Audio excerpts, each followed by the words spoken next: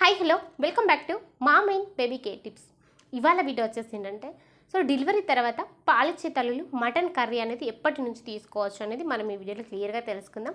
వీడియోలోకి వెళ్ళిపోయే ముందుకు మన ఛానల్ అయితే సబ్స్క్రైబ్ అయితే చేసుకోండి, పక్కనే ఉన్న బెల్ ఐకాన్ అయితే క్లిక్ చేయండి. నేను పెట్టే ప్రతి వీడియో కూడా మీకు ముందుగా నోటిఫికేషన్ రూపంలో రావడం అయితే జరుగుతుంది.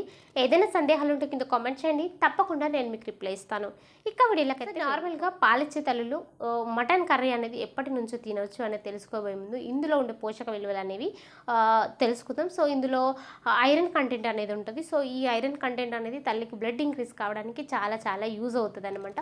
సో అలాగే ప్రోటీన్ కంటెంట్ కూడా ఉంటుంది. సో ఈ ప్రోటీన్ తల్లికి బిడ్డకి ఇద్దరికి కూడా మంచిది. అలాగే మనకు బ్లడ్ ఇంక్రీజ్ అవడానికి చాలా యూజ్ అవుతుంది. అంటే మనము డెలివరీకి ముందు అంటే డెలివరీ టైంలో మనం చాలా బ్లడ్ లాస్ అయ్యి ఉంటాం కాబట్టి సో బ్లడ్ ఇంక్రీజ్ అవ్వడానికి కూడా ఇది చాలా చాలా యూజ్ అవుతుంది. ఇది ఎప్పటి నుంచి తీసుకోవచ్చు అంటే సో డెలివరీ అయిన తర్వాత 1 వీక్ నుంచి కూడా మనము ఈ మటన్ కర్రీ తీసుకోవచ్చు. కానీ 1 వీక్ నుంచి ఒక 15 డేస్ మధ్యలో మీరు ఏం చేయండి అంటే సో ఈ మటన్ని కీమా లాగా తీసుకోవడానికి ట్రై చేయండి. ఎందుకంటే మన డైజెషన్ సిస్టమ్ అనేది అప్పుడే అంత కరెక్ట్గా కాదు కాబట్టి సో కీమా లాగా తీసుకోండి. అలాగే బాగా నూనెలో వేగించడం కానీ లేకపోతే బాగా మసాలాలు దట్టించడం కానీ అలాగా కాకపోతే నార్మల్గా ఉడకక కూడా తీసుకోవద్దు.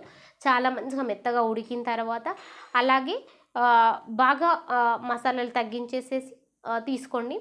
సో ఇది తీసుకున్న తర్వాత బేబీకి ఏమైనా ఇబ్బందిగా ఏమైనా గ్యాస్ట్రిక్ ప్రాబ్లమ్స్ మీకైనా గ్యాస్ట్రిక్ ప్రాబ్లమ్స్ వస్తున్నాయంటే మళ్ళీ ఒక 1 వీక్ ఆగిన తర్వాత మళ్ళీ తీసుకోండి. ఎట్లాంటి ప్రాబ్లం లేదు అంటే సో మీరు డెలివరీ అయిన 1 వీక్ నుంచి కూడా తీసుకోవచ్చు. సో సి సెక్షన్ వాళ్ళైనా లేకపోతే ఈ యొక్క నార్మల్ డెలివరీ అయిన వాళ్ళు కూడా 1 వీక్ నుంచి తీసుకోవచ్చు. 15 డేస్ దాటిన తర్వాత మీరు చిన్న చిన్న పీసుల్లాగా కట్ చేసేసుకుని సో మటన్ కూర వండుకోవచ్చు. కానీ అప్పుడు కూడా ఆయిల్స్ అలాగే బాగా మసాలాలు దట్టించి అలాగే కారం కూడా విపరీతంగా వేసుకోకుండా నార్మల్గా వండుకొని తీసుకోండి. అప్పుడు మటన్ పీసెస్ చిన్న చిన్నగా ఉన్నా ఏం పర్వాలేదన్నమాట.